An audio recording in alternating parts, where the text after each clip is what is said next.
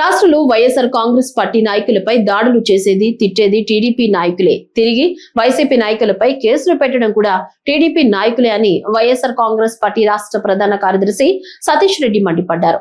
కడప నగరంలోని వైఎస్ఆర్ కాంగ్రెస్ పార్టీ కార్యాలయంలో మంగళవారం ఆయన మాట్లాడుతూ రాష్ట్రంలో మాజీ మంత్రులు అంబటి రాంబాబు, జోగి రమేష్ ఇళ్లపై దాడి చేయడాన్ని ఆయన తీవ్ర స్థాయిలో ఖండించారు. ప్రజలను తప్పుదోవ పట్టించేందుకే డైవర్ట్ పాలిటిక్స్ చేస్తున్నారని ఎద్దేవా చేశారు. రాబోయే రోజులు అధికారం మారితే పరిస్థితులు ఎలా ఉంటాయో గుర్తు పెట్టుకోవాలంటూ హెచ్చరించారు. దీని మీద దర్యాప్తు చేసి వాళ్ళు నివేదిక ఇస్తే ఆ నివేదికలో ఎటువంటి జంతు కొవ్వు కూడా ఈ యొక్క లడ్డులో కలుషితం చేయలేదు అనేటువంటి క్లియర్ రిపోర్ట్ ఆ స్పెషల్ ఇన్వెస్టిగేటింగ్ టీం వాళ్ళ యొక్క నిర్ధారణ ఇచ్చారు. అంత స్పష్టంగా సుప్రీంకోర్టు ఆజ్ఞాపించినటువంటి ఇన్వెస్టిగేటింగ్ టీం ఇచ్చిన తర్వాత ఈ ప్రభుత్వం వీళ్ళకున్నటువంటి చేతగానితనం వల్ల, వీళ్ళకున్నటువంటి చేతగాని వైఫల్యాలన్నిటి కూడా ప్రజలు ప్రశ్నించకూడదని చెప్పి ఒక కొత్త రకమైనటువంటి దాడి అపోజిషన్ మీద చేస్తూ ఉంది. సామాన్యంగా ప్రజాస్వామ్యంలో అధికారంలో ఉన్నటువంటి పార్టీ పైన ప్రతిపక్షంలో ఉన్నటువంటి వాళ్ళు ప్రజల పక్షాన పోరాటం చేస్తూ ప్రజలకు మేలైనటువంటి సదుపాయాలు కల్పించేదానికి అనేక విమర్శలు చేస్తూ ఉంటాం. ఇది ఎంతో కాలంగా వచ్చేటువంటి ఆనవాయితీ.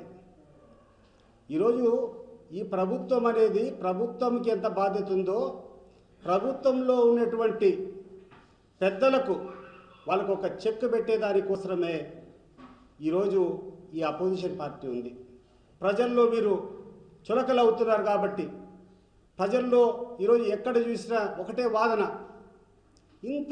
ఇంత అసత్యానికి, ఇంత ఘోరమైనటువంటి నీచమైనటువంటి ప్రచారానికి ముఖ్యమంత్రిలో ఉన్నటువంటి స్థాయిలో ఉన్నటువంటి వ్యక్తి దిగజారచ్చా?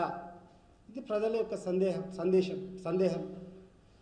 మరి దాన్ని నివారించకుండా ఈరోజు మీ యొక్క కార్యకర్తలతో, తెలుగుదేశం పార్టీ కార్యకర్తలతో మీరే దాడికి ముందొచ్చారు. మీకు సంబంధించినటువంటి ఒక మహిళ, చాలా క్లిప్పింగ్స్ ఉన్నాయి, సోషల్ మీడియాలో ఎక్కడ చూసినా కూడా వైరల్ అవుతున్నాయి.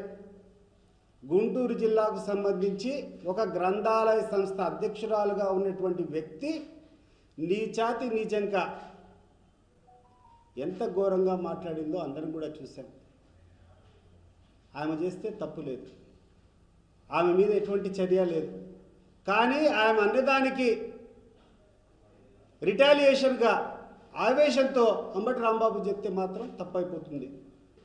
పరిస్థితిలో ఉన్నటువంటి వాళ్ళం మేము నిలదీస్తూనే ఉంటాం. మేము నిలదీస్తామని చెప్పి మా మీద దాడి చేస్తారా? మా మీద ఈ రకంగా గూండాలతో మా ఇండ్లపైన దాడి చేస్తారా? ఎవరిచ్చారు మీకు ఈ అధికారం అని చెప్పి నేను అడుగుతున్నాను. గుర్తుపెట్టుకోండి, మీరు చేసేటువంటి సంస్కృతి, మీరు చేసేటువంటి సాంప్రదాయం ఇది మంచిది కాదు.